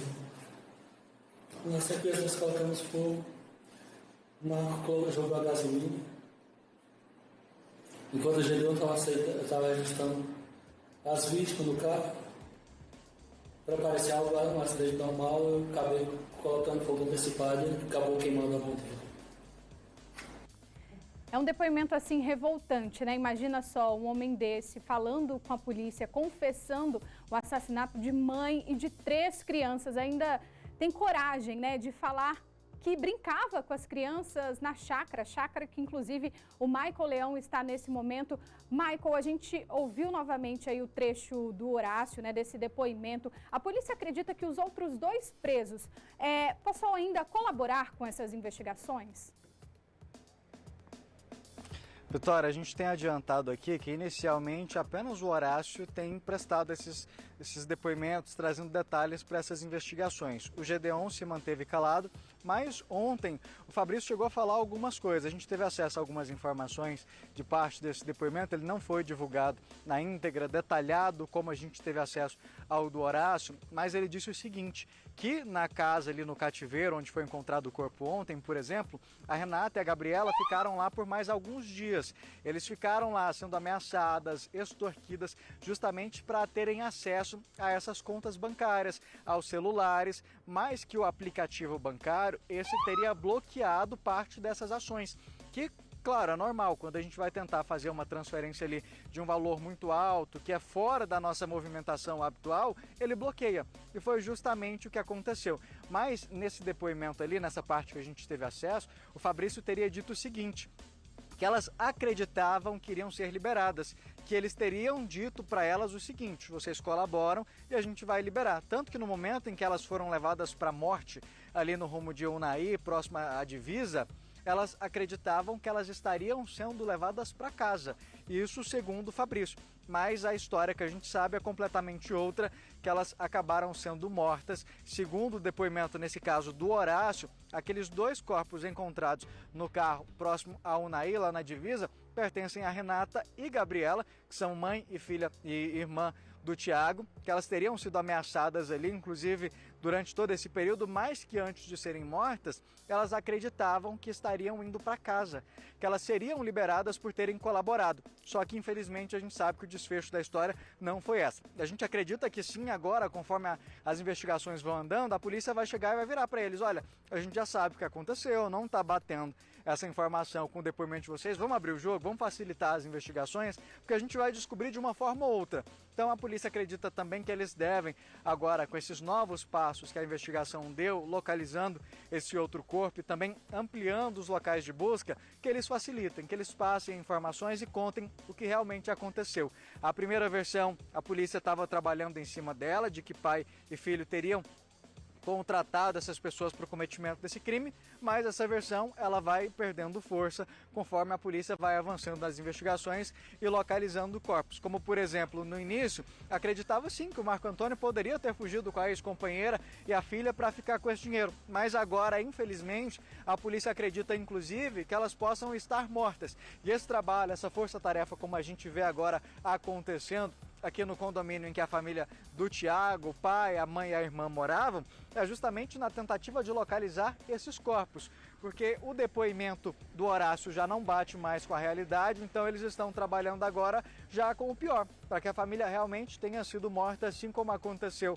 com mãe e os 3 filhos, mãe e filha ali em Unai. Então agora a polícia trabalha para tentar localizar esses outros corpos. Claro, a gente torce sempre para que essas pessoas estejam vivas, possivelmente a polícia vai conseguir responder isso quanto antes, mas as investigações elas estão andando justamente nessa tentativa de esclarecer essas informações. O Fabrício, Vitória, para trazer um contexto para a nossa história, ele seria o responsável por cuidar ali do cativeiro, uma espécie de faz-tudo. Ajudava na segurança, cuidava da alimentação, então ele participou desse crime nessa forma ali, justamente mantendo essas vítimas ali refém, e segundo a polícia, ele disse isso, que elas acreditavam que seriam liberadas, que os outros 2 suspeitos do crime, o Gideon e o Horácio, disseram para elas que, como elas estavam colaborando, elas seriam liberadas. Outros pontos que ainda não foram repassados da investigação, Vitória, que a gente sabe o seguinte, que mãe e filha estavam realmente nesse cativeiro já há alguns dias, mas não se sabe ao certo quantos dias. Até porque a gente teve acesso a um áudio enviado pela mãe do Tiago, a Renata, no grupo da família, na sexta-feira, dizendo que eles estavam viajando e que voltariam para casa. Quem pega o áudio fora desse contexto de crime de ameaça, nem sequer imagina, porque no áudio ela passa alegria, felicidade, chega a brincar de questões políticas, dizendo que chegaria na manhã do dia seguinte. Só que um outro ponto entra em cena, que é justamente o depoimento do namorado da Gabriela, que diz que antes da virada do ano ela já estava ali um pouco estranha, agindo estranha, e que disse para ele que a família iria precisar se esconder, desaparecer por uns dias. Ele estranhou aquela situação, pressionou a namorada e ela disse para ele que seria por conta de um problema, de um trator envolvendo ali a família, que a polícia poderia estar atrás deles, inclusive com fotos deles. Essa versão teria sido comprovada pela mãe da Gabriela, essa versão do trator. Não satisfeito, esse namorado entrou em contato também com o Tiago, que é o irmão da Gabriela. Ele disse que não sabia dessa história, que não estava sabendo de nada disso, e logo mais, algumas horas se passaram, o Tiago teria entrado em contato de novo, Vitória, só que dessa vez pedindo para o namorado uns documentos que a Gabriela teria entregue para ele na noite do Natal. Eles iriam combinar ali um ponto de entrega próximo ao plano piloto, só que esse namorado não podia naquele dia. Então, eles marcariam para o sábado. Só que no sábado, o Tiago simplesmente desapareceu. Ninguém conseguia contato mais com ele. Vale lembrar que uma das últimas pessoas que conseguiu falar com o Tiago foram justamente os 2 filhos mais velhos da nossa cabeleireira lá, que desapareceu junto com os filhos. Os filhos mais velhos dela conseguiram falar com o Tiago, que ele contou que ela veio até aqui esse condomínio justamente para encontrá-lo, para buscá-lo na noite de quinta-feira, só que eles teriam brigado, discutido, e ela simplesmente foi embora, levando as crianças, e ele não conseguiu mais contato. Esses pontos, Vitória, eles precisam ser esclarecidos ainda. O Tiago deu essa versão, ele estava sendo ameaçado, de que forma que a cabeleireira foi atraída para cá? Foi por mensagem de texto? Foi áudio do Tiago para convencer ela, a ligação? Tudo isso ainda precisa ser esclarecido, até para saber se não eram os próprios criminosos ali se passando por essas vítimas, já que a gente já viu o Fabrício confessando que ameaçou as duas, a Renata e também a Gabriela, para terem acesso ao aparelho telefônico, para pegar ali o celular, acesso ao aplicativo de banco. Então a polícia tem feito justamente esse cruzamento, essa investigação, para saber se eram essas pessoas, quem estava usando esse aparelho. Foi realmente o Tiago que falou com a companheira, falou, ó, vem me buscar aqui, eu tô na chácara aqui dos meus pais, vem pra cá. Foi uma troca por mensagem de texto e já eram esses criminosos se passando por ele. Tudo isso ainda vai ser esclarecido ao longo dessa investigação, que, como a gente tem adiantado, avança a cada dia, mas a cada passo que dá, Vitória, ela também se torna mais ampla, mas alguns pontos vão sendo esclarecidos, como, por exemplo, essa possibilidade de, ao invés de Tiago e Marco Antônio serem ali acusados, apontados de serem os mentores e mandantes desse crime, eles também serem vítimas desses três, que vale ressaltar, a gente inclusive ouviu esse trechinho no depoimento desses criminosos dizerem que eles eram de dentro de casa, que eles frequentavam aqui justamente essa chácara, que brincavam com as crianças, então eles tinham essa relação de proximidade, eles se conheciam, eram pessoas do círculo ali dessa família que conviviam na casa. O próprio delegado disse que 2 desses suspeitos chegaram a morar aqui dentro com essa família, eles eram funcionários, então tinha essa relação ali, que quando você convive com a pessoa que mora no mesmo imóvel que você acaba criando uma relação ali de confiança, de amizade. Então a investigação vai dizer se realmente essa confiança que eles tinham ali foi uma brecha para que eles tivessem acesso a informações como, por exemplo, a venda desse imóvel, cerca de R$400 mil, que tivessem despertado o interesse desses criminosos para o cometimento desse crime. São perguntas que a investigação ainda vai responder, que ainda nesse andamento ainda estão sendo levantados. Inclusive a polícia, Vitória, tem utilizado até mesmo o cruzamento de dados desses telefones para saber aonde ele foi utilizado, aonde cada um foi, e até mesmo para esclarecer justamente o porquê que um corpo foi encontrado em Goiás, o outro veículo no outro extremo, atravessando o DF inteiro, já lá na divisa com Minas Gerais, cerca de 100 quilômetros de distância um do outro. Tudo isso ainda vai ser esclarecido com os andares das investigações, que, como eu disse, tem seguido dioturnamente. Os policiais têm virado à noite aí em diligências. As operações, como por exemplo essa com o Corpo de Bombeiros, começou logo ao amanhecer. 6h30 da manhã, esses militares já estavam aqui para fazer essa varredura, para tentar localizar possíveis novos corpos. Então é um trabalho que a gente ainda vai seguir acompanhando aí, Vitória, e que vai se desdobrando a cada dia. Michael, e como você estava comentando, né, teve essa varredura aí do Corpo de Bombeiros com apoio da Polícia Civil, enfim, agora de manhã, que finalizou por volta de 10h30 da manhã, mas a gente sabe que a operação continua, né? Agora os militares estão deixando o local, o Rogério Silva mostrou em instantes ali pra gente, a imagem estava derivando, mostrando ali o local, uma viatura do Corpo de Bombeiros saindo, mas os militares estão a postos, né, para qualquer nova vítima, nova pista, na verdade, porque ainda 4 pessoas estão desaparecidas, 3, se for confirmado que o corpo encontrado ontem no cativeiro em Planaltina é de um dos envolvidos. A gente sabe até agora que é de um homem, né? Um homem adulto, pode ser o Marcos, pode ser o Tiago, né? O filho dele, mas ainda nada foi confirmado. Então, a equipe, né, do Corpo de Bombeiros, Polícia Civil, as equipes estão trabalhando nessa operação conjunta para qualquer nova pista de possíveis corpos ou novos suspeitos, né, Michael? Exatamente, Vitória, como a gente disse, essa operação em si de buscas ali, a varredura por parte do Corpo de Bombeiros, ela já foi finalizada ali por volta de 10 da manhã, mas eles continuam aqui e à disposição da Polícia Civil caso apareçam novas pistas, novas possibilidades. A gente diz que o trabalho de varredura em si, ele foi finalizado, mas a gente percebe, inclusive agora pelas lentes do Rogério Silva, a movimentação da Polícia Civil que continua na área, viaturas do Corpo de Bombeiro também continuam aguardando a possibilidade aí, o surgimento de novas pistas para que seja feita essa varredura. A gente está falando de uma área grande, cerca de 9.000 metros, é uma área que tem vegetação mais fraca, como o mato mesmo ali, uma área de pasto, mas tem também vegetações mais densas, várias árvores, tem riachos também, então é uma área muito ampla. O Corpo de Bombeiros fez essa varredura hoje pela manhã, não localizou nada, mas eles continuam aqui à disposição, enquanto a Polícia Civil segue também fazendo buscas na região. A gente percebe que eles circulam também aqui por outras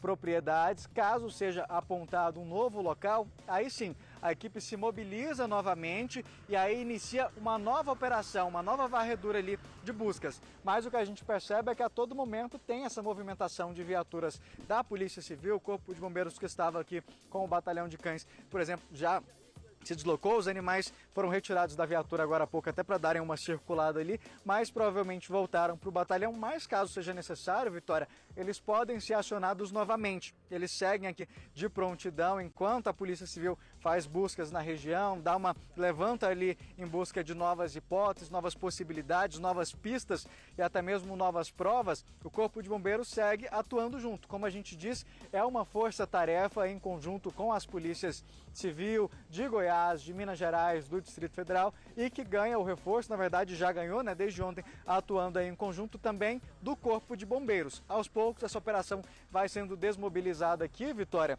mas como a gente diz, ela pode ser acionada novamente caso surja qualquer nova pista por parte da Polícia Civil. Vitória. Michael, eu vi que está chovendo aí, então pode se abrigar por enquanto com a equipe, já a gente volta a conversar novamente. Obrigada pelas informações. Qualquer coisa, estamos aqui, pode acionar. Bom, agora olha só essa história. Um motoboy teve o pescoço cortado por um fio de internet solto na rua. Ele estava passando de moto, não viu o fio que estava baixo e foi ferido gravemente. Guilherme Glória, que perigo, hein? Boa tarde mais uma vez. Me fala o estado de saúde desse homem. Você tem aí essa informação? Tenho sim, Vitória. Inclusive ele está aqui com a gente, é o Lucas. Isso aconteceu na última terça-feira. Desde então ele está sem trabalhar. O que o Lucas informou para a gente?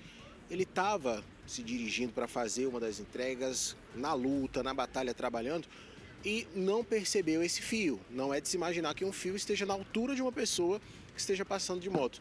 E aí ele foi, de repente só sentiu a dor. E aí a gente está vendo aqui como que a gente tem ainda as marcas aqui, né? A gente pode ver as marcas aqui no pescoço do Lucas, no braço também, né, Lucas?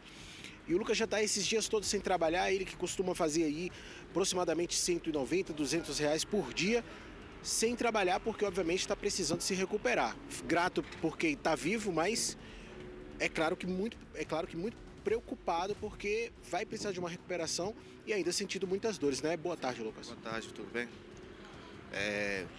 O que acontece? Estava passando lá na via, sentido 604, 804 ali, e realmente não deu pra ver esse fio, cara. E na hora foi um susto muito grande, entendeu? Minha única reação foi tentar colocar a mão, e quando eu percebi que esse fio poderia esticar e arrancar meu próprio pescoço, eu fui ao solo, né? E aí a moto acabou batendo em outro veículo lá. E você explicando assim, parece que foi uma coisa tranquila e demorada, mas é numa velocidade incrível, é tudo em fração de segundos, né? É muito rápido, exatamente, você não espera, né? É um susto. E aí a única coisa que passa na sua cabeça, você vai morrer, cara. Você vai morrer. E agora eu quero deixar até um alerta, né, para os colegas da nossa categoria aí, tomar muito cuidado, pessoal. Do nada acontece, muito rápido. E o Lucas, gente, a todo momento ele estava aqui aguardando para entrar ao vivo com a gente, comentando que sente ainda muitas dores, né? A previsão é de 1 mês de recuperação, mas pode demorar mais tempo. Lucas, como é que vai ser para você durante esse período sem conseguir fazer sua renda e trabalhar? Já é uma preocupação a mais, né? Sim, no começo agora eu quero só cuidar da saúde mesmo. Vamos ver o que vai acontecer aí, porque sinto muitas dores, cara. Não consigo nem falar direito, na verdade. E aí, quando eu me recuperar, eu vou pensar desse outro lado aí, né? Formas do meu estado financeiro de novo. O Lucas, gente, ele foi até a 27ª delegacia, registrou uma ocorrência lá e está nessa expectativa aí, né, de saber o que vai acontecer em relação a todas essas questões. Está tendo gastos com saúde, tem o tempo que ele está parado sem trabalhar. A moto também danificou bastante, não foi? Ela entrou em contato com outro veículo, né? Então quebrou toda quebrada a moto. E aí acho que vou demorar um tempo para arrumar ela de novo. E aí você precisou da ajuda de colegas para vocês ir até o hospital, né? Receber os primeiros atendimentos. Exatamente. Precisei de colegas e me levaram, fui até a UPA, na UPA não consegui atendimento, aí fui para o hospital de Taguatinga e eu consegui atendimento lá, no hospital. Depois saí do hospital, fui para o IML, fiz exame de lesão corporal, levei a motocicleta também para fazer a perícia nela, depois fui para casa e agora tá tudo do jeito que tá aí, desse jeito. acostumado no seu trabalho a circular lá pelo Recanto das Emas, você comentou que é muito comum as empresas estarem fazendo nesse período aí de fim e início de ano, as empresas estarem fazendo essas manutenções. Só que os fios costumam ficar soltos, né? Tudo abandonado. Do final do ano passado para cá tá desse jeito. Não tem uma quadra ou uma rua que não tenha ou fio solto, ou fio baixo, ou então até mesmo os funcionários com as próprias escadas nos postos de energia mexendo. É difícil. Eles não têm cuidado nenhum, não sinalizam, não fazem nada lá. E você conversou até com alguns colegas em relação a isso. Não é uma visão só sua. Todos os entregadores percebem isso, né? Todo mundo. E não só entregadores, o próprio pessoal da comunidade. É visível, é muito visível o que está acontecendo lá, muito visível mesmo. Até que ocorra alguma coisa pior, ninguém vai fazer nada. Graças a Deus comigo eu estou vivo, né? Mas poderia ter sido pior. Olha, boa recuperação para você, Lucas. Obrigado. E a gente espera que em breve você possa voltar aí a trabalhar e conquistar seu ganha-pão, tá? Obrigado. E aí fica aquela pergunta, né? Você pode perguntar assim, Guilherme, de quem que é a responsabilidade em relação a esse fio? Lembrando que esse fio é um fio de telefonia, não foi um fio de energia elétrica, tá, gente? Existe uma lei, a Lei 318/19, que prevê para as empresas de energia, internet, telefonia, TV a cabo, que elas façam a manutenção dos equipamentos e fios soltos. No caso de uma manutenção mal feita ou até de não haver manutenção, elas correm aí o risco de pagar uma multa de R$500 por ocorrência não solucionada. Mas aí, no caso do Lucas aqui, tem uma preocupação a mais, que é com todo o prejuízo que ele sofreu por conta desse fio. A gente conversando aqui, ele já disse que logo após aí se recuperar, vai buscar também a ajuda de um advogado para poder correr atrás dos direitos dele, né? Porque felizmente está vivo, mas também agora tem muitas coisas para resolver aí para poder retomar a vida normal. Volto contigo, Vitória. Guilherme, o Lucas nasceu de novo, né? Que perigo. Um fio, né? E ele passando de moto, às vezes em alta velocidade, poderia ter terminado numa tragédia. Isso aí a gente noticiando. Que bom que ele está aí ao seu lado, já recuperado, né? Ou se recuperando desse susto e desse ferimento gravíssimo. Obrigada, Guilherme. Agradeço ao Lucas também pela participação. Agora nós vamos falar sobre os ataques terroristas, né, do domingo, dia 8 de janeiro. O ministro Alexandre de Moraes manteve as prisões de 140 pessoas suspeitas de envolvimento nos ataques contra sédios dos três poderes. E ontem, quarta-feira, policiais federais tentaram ouvir o ex-secretário de Segurança Pública do Distrito Federal, preso desde o último sábado. Mas Anderson Torres preferiu permanecer calado. O ministro da Justiça, Anderson Torres, alega não ter tido acesso a todas as informações da investigação e pediu que o depoimento fosse reagendado para segunda-feira que vem. O ministro Alexandre de Moraes já levantou o sigilo do inquérito principal contra Anderson Torres, ou seja, o acesso à maioria das informações é público. A estratégia usada pela defesa do ex-secretário, que é acusado de conivência com os atos terroristas do dia 8 de janeiro, é ganhar tempo por causa das diligências que a PF segue fazendo.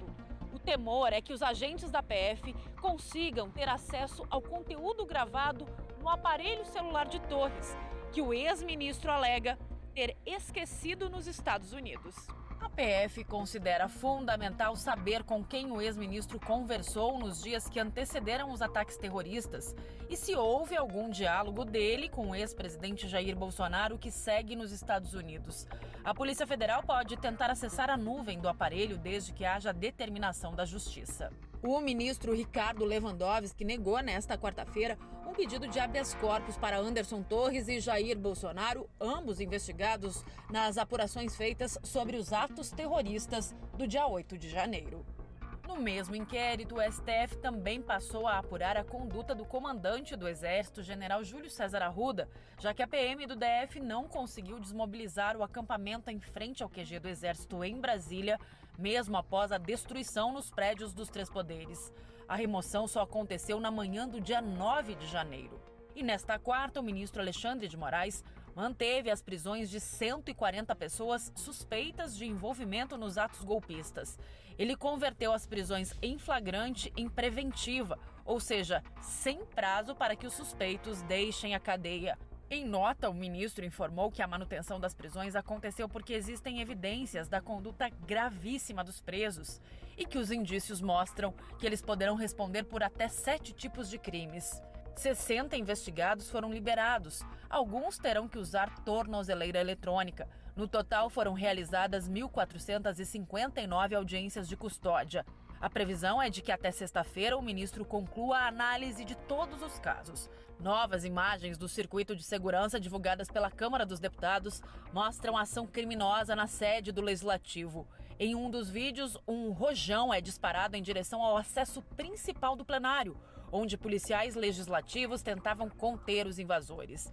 Neste outro, um homem pega uma lixeira e tenta danificar uma câmera de segurança. Outra imagem mostra o acionamento do extintor de incêndio e um homem sendo puxado com uma corda do Salão Verde para a Marquise do Congresso. Segundo investigadores, a cena aponta que os extremistas preparavam uma rota de fuga após o ataque. E mensagens em código trocadas por grupos antidemocráticos nos dias que antecederam as invasões aqui em Brasília podem ajudar nas investigações. A Polícia Federal também se debruça em conteúdos publicados nas redes sociais. 5 de janeiro, 3 dias antes das invasões. Em uma transmissão ao vivo em uma rede social, o empresário mineiro Esdras dos Santos convoca pessoas para viajar até Brasília. Ele fala sobre uma guerra espiritual e diz que pessoas valentes devem lutar contra o comunismo. A gente já conseguiu um ônibus, a gente já conseguiu 60 lugares de ônibus, um ônibus já conseguimos já com o empresário, e nós estamos fazendo essa live para as pessoas, homens bravos, homens fortes e mulheres também, que não podem ficar para trás, mulheres fortes que queiram ir para Brasília para esses dias 7, 8 e 9. Eu preciso que essas pessoas que queiram ir se apresentem para alistar hoje na porta do quartel. É um alistamento mesmo, é para você se alistar, meu amigo. Este vídeo faz parte de uma notícia-crime apresentada pela Ordem dos Advogados de Minas Gerais ao Supremo Tribunal Federal. O repórter Ricardo Brandt, do SBT News, teve acesso ao conteúdo. Esdras dos Santos foi incluído no inquérito dos atos antidemocráticos e teve o passaporte cancelado a pedido da Justiça. Ele teria deixado o país após a depredação na Praça dos Três Poderes. Esdras dos Santos é suspeito de liderar e coordenar o movimento golpista em Minas. Ele já havia sido multado pelo ministro Alexandre de Moraes em R$100 mil por litigância de má-fé. O empresário acionou a Justiça de Minas no começo do ano para manter o bloqueio da via em frente ao quartel militar em Belo Horizonte, apesar da decisão do STF para que todos os espaços públicos fossem liberados. Para este conselheiro da OAB Minas, Esdras pode responder a outros crimes além da incitação. Em tese, podemos ir um pouquinho mais além, conforme o ministro Alexandre de Moraes vem na sua redação expondo, abrangendo crime até mesmo de terrorismo, visto que o artigo 3º, o artigo 5º e o artigo 6º dispõem que o financiamento poderá e deverá constituir crime quando tiver por escopo a abolição do Estado Democrático de Direito e também um crime concernente de maneira muito específica a uma tentativa de golpe. Mensagens em grupos de Telegram, acessadas pela Advocacia Geral da União, também mostram o planejamento dos atos violentos. Os participantes chamam o ato do dia 8 de Festa da Selma. Avisam que ela não acontecerá no QG do Exército e que quanto mais convidados, melhor. Dizem que há 3 pavimentos espaçosos e que cabe todo mundo. Além de organizar caronas e ajudas de custo, citam a necessidade de levar máscara contra gás lacrimogênio, lanternas, rádios comunicadores e orientam como pegar uma granada de gás lacrimogênio para arremessar contra a polícia sem se machucar. Pedem que ninguém faça alarme de hora ou data e dizem que isso se chama estratégia. Uma criança de 1 ano e uma mulher de 29 foram atropeladas em uma calçada em São Sebastião. A Mônica Vieira tem mais detalhes. Mônica, boa tarde mais uma vez. Parece que um motociclista bateu em outro e eles acabaram atingindo essas vítimas, foi isso mesmo? Foi isso mesmo, viu, Vitória? Boa tarde mais uma vez para você e para todos que nos acompanham. Olha só esse caso que aconteceu no Conjunto F, lá em São Sebastião. Essa mulher estava caminhando ali, passeando com a criança em um triciclo. E ela parou ali no estacionamento, como fala ali, na calçada, perdão, em frente a uma faixa de pedestres que fica próximo a um posto de combustíveis ali da região. Acionou, para que os carros parassem para ela poder atravessar. Foi nesse momento em que um carro parou, uma motocicleta também, só que veio um terceiro, um outro motorista em uma moto de 25 anos que simplesmente estava em alta velocidade, não conseguiu frear a tempo, bateu na moto que já estava parada na faixa para que essa mulher pudesse atravessar com a criança e com a colisão entre as duas motos, atingiram aí as duas, a mulher e essa menininha aí de quase 1 ano de idade. A mulher de 29 anos sofreu algumas escoriações, já a criança sofreu ali na realidade, ela sofreu uma queda e ela bateu o rosto. Então, foi necessário levar ela para o hospital de base, mas lá chegou, viu que estava tudo bem, as duas tiveram alta e passam bem. Já esse motorista de 25 anos que estava nessa moto em alta velocidade, que colidiu com essa que já estava parada na faixa de pedestre, ele foi preso. Isso porque ele desacatou a polícia e ele também estava ali infringindo a lei de trânsito. A via não permitia que ele andasse na velocidade que ele estava. Então, ele foi encaminhado para a delegacia ali da cidade, Vitória. Obrigada, Mônica. De volta ao noticiário, já são 7 os mortos em um crime que envolve o desaparecimento de 10 pessoas aqui no Distrito Federal. As polícias daqui do DF e de Goiás estão à procura dos supostos mandantes do assassinato da cabeleireira Elisamar da Silva e de 3 filhos dela, que tem entre 6 e 7 anos de idade. Isso além da sogra e da cunhada dessa cabeleireira. Nesta quarta-feira foi localizado um corpo enterrado nesta casa no Vale do Sol, em Planaltina. O local seria o cativeiro onde 2 das vítimas, Renata e Gabriela Melchior, mãe e irmã de Tiago Gabriel Melchior, foram mantidas reféns. A suspeita é que sejam delas os corpos encontrados em um carro queimado em Unai. De acordo com a polícia, todo o crime teria motivação financeira. A suspeita é de que Marcos e Tiago teriam interesse em R$400 mil de Renata após a venda de uma casa e em mais R$100 mil de Elisamar. Essas acusações foram feitas em depoimento por Horácio Carlos Ferreira Barbosa. Ele disse ser um dos contratados para executar os crimes. Deram uma proposta financeira, no valor de R$100 mil, e desde então arquitetaram todo, eu fui participando junto também.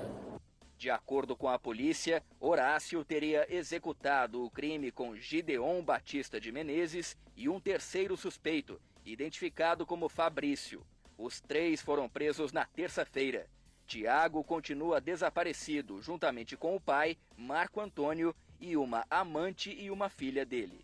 Mas enquanto não há identificação dos corpos, a polícia não descarta que os 2 homens também estejam mortos e que não sejam mandantes dos assassinatos. As investigações prosseguem no intuito de apurar tanto a eventual participação dessas outras 4 pessoas nesses delitos ou qual é o envolvimento delas em toda essa trama criminosa, se de fato elas participaram ou não desse crime. As investigações tiveram início após o carro de Elisamar ser encontrado queimado na sexta-feira em Cristalina, município goiano, no entorno de Brasília. 4 corpos estavam carbonizados. Câmeras de segurança mostraram um dos supostos matadores presos comprando o combustível que teria sido utilizado no crime. Um dos suspeitos, Gideon, inclusive, está com os braços queimados. Os investigadores ainda aguardam a conclusão da perícia para afirmar se os corpos encontrados no primeiro carro são da cabeleireira e dos 3 filhos. O anestesista colombiano preso no Rio de Janeiro, acusado de abusar sexualmente de 2 pacientes, vai ficar isolado em uma cela. Um dos chefes dele prestou depoimento nesta quarta-feira. O chefe do setor de anestesia do Hospital Clementino Fraga Filho prestou esclarecimentos sobre os 3 anos em que o colombiano Andrés Oñate Carrillo trabalhou na unidade. No hospital foi atendida uma das 2 mulheres abusadas pelo médico durante cirurgias. Segundo o responsável pelo setor, Andrés sempre teve supervisão. Ele não ficou em nenhum momento sozinho. A polícia está apurando e da melhor forma possível isso vai ser resolvido. De acordo com a polícia, esta foto foi feita pelo próprio Andrés antes de começar a gravar um dos abusos. Peritos da Polícia Civil começaram a analisar o telefone celular e o computador portátil do médico. Os técnicos vão tentar recuperar dados que possam ter sido apagados por Andrés e, assim, descobrir se há mais vítimas de abuso sexual do colombiano. Preso na última segunda-feira, Andrés é alvo de 3 inquéritos, 2 pelos estupros e o terceiro por armazenar milhares de fotos e vídeos de sexo envolvendo menores de idade. A polícia já sabe que, fingindo ser adolescente, ele trocou mensagens eróticas com meninas. Nesta, o anestesista fala para uma das garotas gravar e mandar vídeos. Em outra, pede imagens das partes íntimas. A justiça havia determinado a transferência de Andrés para um presídio, mas aceitou o pedido da defesa para que, por motivos de segurança, ele continue na cadeia utilizada como centro de triagem, em uma cela individual. E a polícia investiga uma denúncia de maus tratos a crianças numa creche particular na região metropolitana de Florianópolis. Segundo os relatos, crianças dormiam no chão e tinham os calçados colados aos pés com fita adesiva para não ficarem descalças. Os maus tratos teriam acontecido nessa creche em São José, região metropolitana de Florianópolis. Quando a gente chegou na porta da escola, ele começou a chorar desesperadamente, falando que a professora tinha batido nele. E esse não é o único relato. Ele já tinha falado que a professora bateu nele com o cabo da vassoura e deixou ele preso na grade. Imagens feitas por uma ex-funcionária da creche mostram crianças de castigo no que, segundo ela, seria um canil desativado. Algumas dormem no chão e apresentam ferimentos nos rostos. Os sapatos estão presos aos pés com fita adesiva. A ex-funcionária enviou imagens aos pais e também fez um boletim de ocorrência. Segundo ela, bananas e uma maçã picada eram divididas entre 17 crianças no café da manhã. No almoço, apenas uma mesma marmita era compartilhada por 4 turmas. Toda vez que meu filho chegava em casa, ele começava a pedir água. A proprietária da creche foi levada à delegacia e prestou o depoimento, mas foi liberada porque o delegado considerou que não havia elementos suficientes para pedir a prisão. O delegado encaminhou o caso para a delegacia especializada, sim, que daí vai atender as crianças, vai ter o atendimento psicológico para verificar qual é os delitos que essa pessoa praticou e se praticou algum crime, né? Entre as várias irregularidades, a creche não tinha alvará de funcionamento. O Conselho Tutelar e o Conselho Municipal de Educação e Vigilância Sanitária estiveram no local, que foi fechado temporariamente. 20 pais e responsáveis entraram com um processo coletivo contra a proprietária. Isso já configuraria crime de tortura, que é de 2 a 8 anos. Nossa equipe entrou em contato com a creche, mas ninguém atendeu. A Polícia Civil fez buscas durante toda a manhã na região de uma chácara da família das vítimas, que a gente está contando ao longo de toda a edição, as 10 vítimas desaparecidas, supostas vítimas, em busca de mais prova. A polícia passou a manhã lá na região do Paranoá e ainda existe a suspeita de que tenham mais vítimas desse crime cruel. A gente volta a acionar agora o Michael Leão. É com você, Michael. Vitória, ainda tem a expectativa de localizar essas 4 pessoas que estão desaparecidas. A gente fala 4 porque são o Tiago, o pai dele, a ex-companheira do pai, a Cláudia, e a filha também, a Ana Beatriz. Por que a gente ainda fala 4? Foi localizado esse corpo ontem, trata-se de um homem adulto, mas ainda não é possível precisar quem é essa vítima. Se seria o Tiago, se seria o Marco Antônio, então elas continuam desaparecidas. Só que agora a investigação ela toma um outro rumo a partir do descobrimento desse corpo, dessa 7ª vítima localizada aí. É porque no início, no depoimento ali do Horácio, a polícia trabalhava com uma linha de investigação, que com base no que o Horácio disse era o seguinte: a gente foi contratado, o Gedeon, eu e o Fabrício, fomos contratados pelo Tiago e também pelo Marcos Antônio para executar a família, porque eles estão interessados no dinheiro. Eles queriam ficar com cerca de R$400 mil vindos da venda de um terreno. Só que com a localização desse corpo, Vitória, essa história ela toma agora um outro rumo e a polícia segue avançando nessas investigações. A gente viu o entra e sai de viaturas aqui agora há pouco, foi realizado ao longo de toda a manhã. Os militares do Corpo de Bombeiros chegaram aqui por volta de 6h30 da manhã para iniciar essas buscas, essa varredura ali em parceria justamente com a Polícia Civil. Eles fizeram ali a varredura numa área de cerca de 9.000 metros, utilizaram ali um super drone que consegue, além de filmar toda a área, fazer também uma vistoria mais detalhada para indicar os possíveis locais para que esses cães conseguissem ali fazer uma vistoria. A gente inclusive teve acesso a algumas imagens aéreas dessa área para que você que está em casa consiga ter noção dessa dimensão dessa área.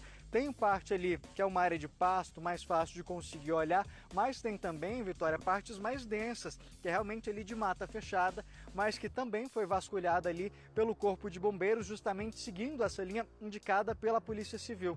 Mas como que a Polícia Civil tem determinado essas áreas? Vitória, já faz parte ali da estratégia, da linha de investigação, vasculhar essas áreas de endereços ligados a essas pessoas. Que local é esse em que está sendo feitas essas buscas, que estão sendo feitas essas buscas hoje? Essa chácara que fica logo mais ali atrás de onde nós estamos, esse é o limite para que a imprensa possa chegar, é o local em que a cabeleireira teria vindo com os 3 filhos na quinta-feira à noite buscar o Tiago, que é justamente a chácara, a propriedade ali do pai, da mãe, que a irmã viviam. Esse local. O Tiago e a esposa, junto com os filhos, viviam em Santa Maria, mas os pais dele viviam aqui.